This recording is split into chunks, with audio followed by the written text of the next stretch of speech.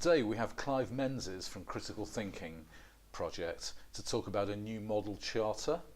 So Clive, what is the new model charter? Well, first I probably ought to tell you a bit about critical thinking, which came out of Occupy. As you may recall, we started out of Occupy came the Tent City University, which in turn created the Bank of Ideas, and there was a free university set up, and critical thinking was one of the first courses or projects that was set up. And it's a collaborative project where people have come together to try and understand the world, why we have all these problems, and to identify levers for change. In other words, how do we actually address all these problems? And that's how it started. And through 2.5 years of work, we've identified that power resides with a very small minority of people, which probably doesn't come as a surprise to most people, but their power is derived from control over economic floors, and these floors are control over land, money and labour, essentially. And the new model charter seeks to address these flaws? That's what it's aiming to do. We've identified that the private capture of land value actually takes away from everyone else what should rightfully be shared. And this was in the work of Henry George. He wrote Progress and Poverty in 1879. A leading liberal thinker. The other mechanism is interest, and that is even more surprising in many ways. There was a lady, Margaret Kennedy, who unfortunately died late last year, who wrote this book in 1995 called Interest in Inflation-Free Money. And she exposed how interest drives inequality. It is a mathematical certainty that it will drive money from the poorest 80% into the hands of the top 10%, and even further. It's exponential. And it also drives environmental destruction, because effectively what interest does is discount the future. We value timber today cut down more highly than we do a forest maintained for the future. So the mechanism of interest actually drives environmental destruction. Yes. And then on top of the problem of land and interest, we have this issue of employment. The idea, the Protestant worth ethic, the idea that in order to justify your existence on this planet, you need to have a job. Right. And it emerged in the Industrial Revolution, where factories needed to be filled with workers, and people having been dispossessed of the land were driven. Because prior to that, people lived on the land and they were pretty lazy during the winter because there wasn't an awful lot to do. They had a lot more free time. Yeah.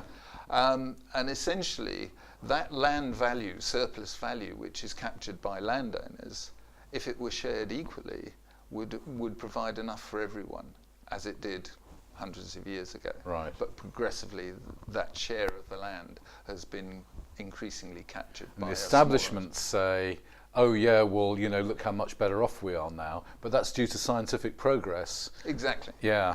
Nobody's saying we don't want scientific progress. Think how much better off we might be if we had a much more equal distribution of what's rightfully common. Scientific progress, in the sense, has been used to con us into giving up our more fundamental rights to the land and not to have to pay interest and so on. Is that what you're saying? Well, I think that and media distortion.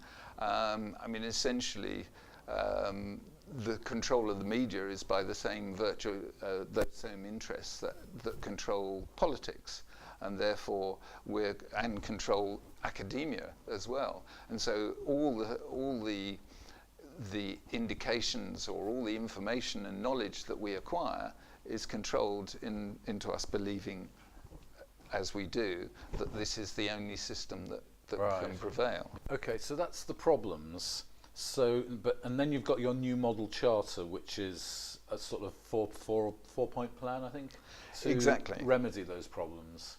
Well, the first issue is basically our system of government. This is point one of the charter. Yeah. So, what is patently obvious by the corruption and all of the problems that we see is that representative democracy is not working.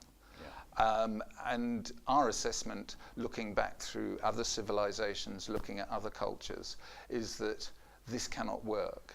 And the only way, and to some extent Occupy led the way, because it adopted this consensual process to make decisions, and it worked very successfully. It fed hundreds of people every day, it organised the camp, it was kept clean, sanitary, met all the health and safety regulations. So the first demand is that we demand, and I'll read it, it's probably the safest thing, we demand participatory democracy in which all interests are represented in decision making communally, regionally, nationally and globally.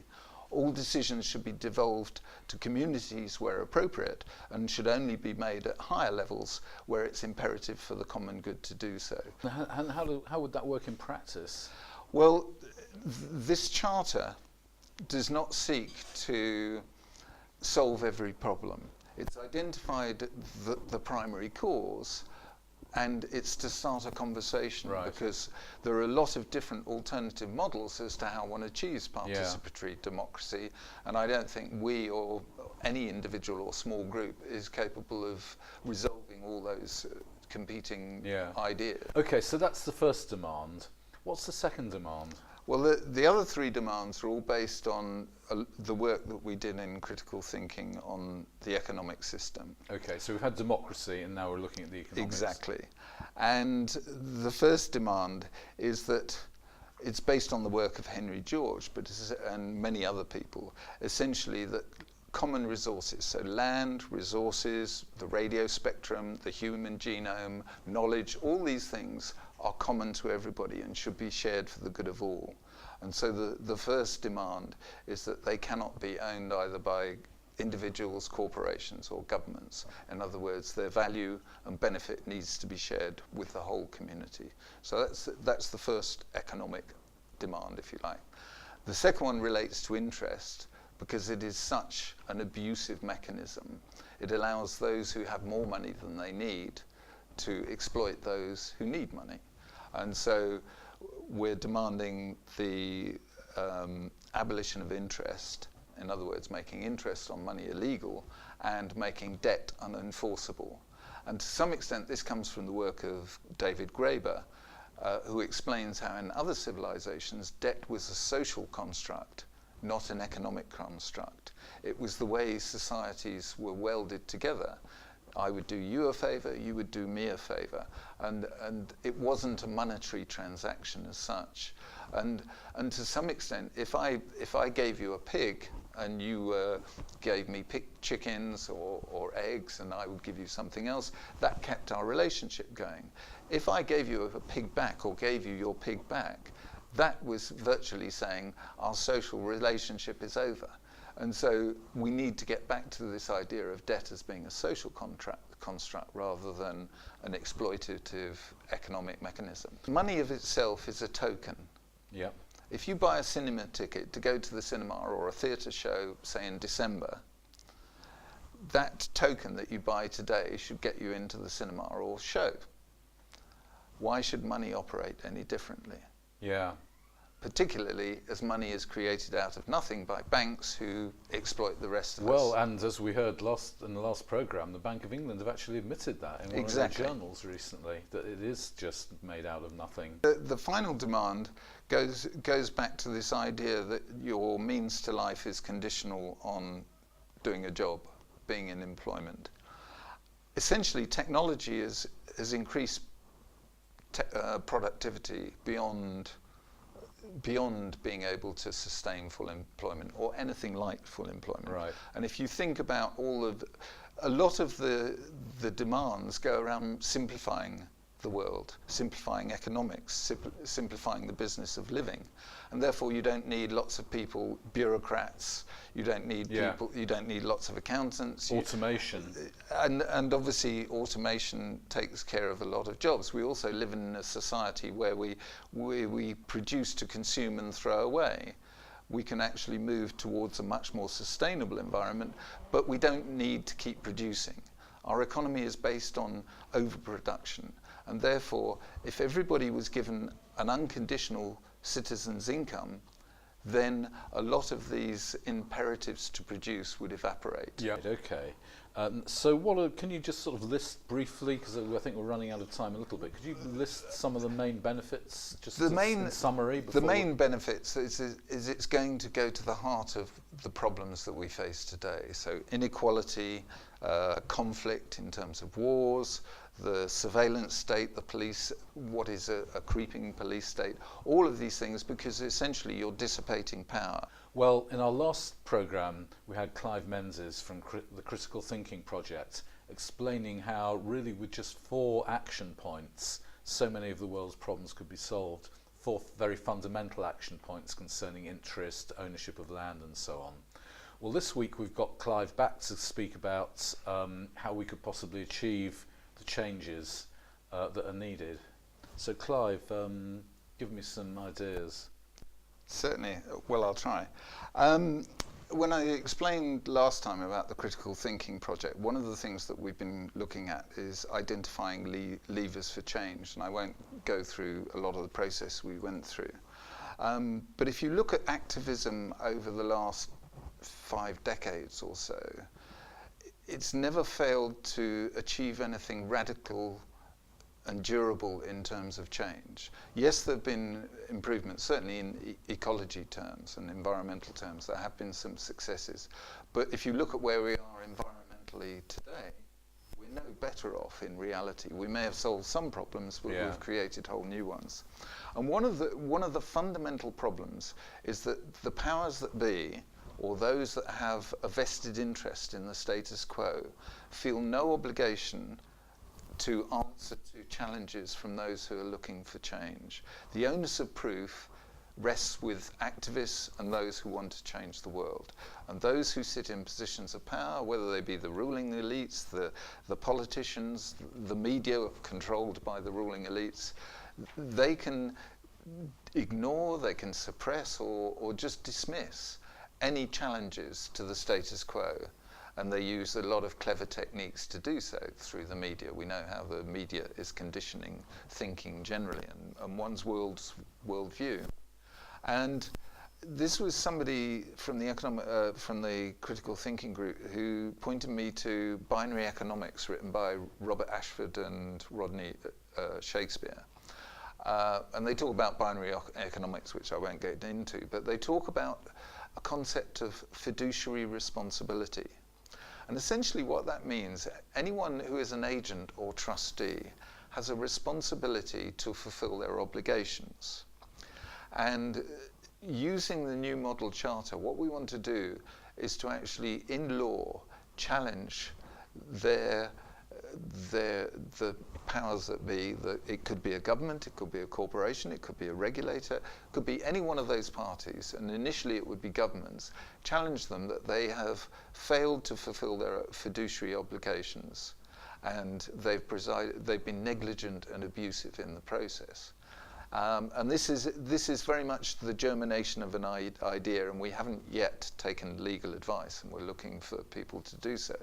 But this concept is well established in Anglo-American jurisprudence, and it is not in law. The onus of proof is not always on one side or the other; it switches back and forth. Right. And what we, if you like, those seeking change, the plaintiffs have to do is to submit pleadings to the court. And essentially what that is saying, we think we've been wronged, we've got the evidence to prove it, and we want to take the defendant, be it the government in this case, to court. The court is then obliged to get some sort of response from the defendant, in this case the government. So using the law, what we hope to be able to do is to force a response from those who are maintaining the status quo.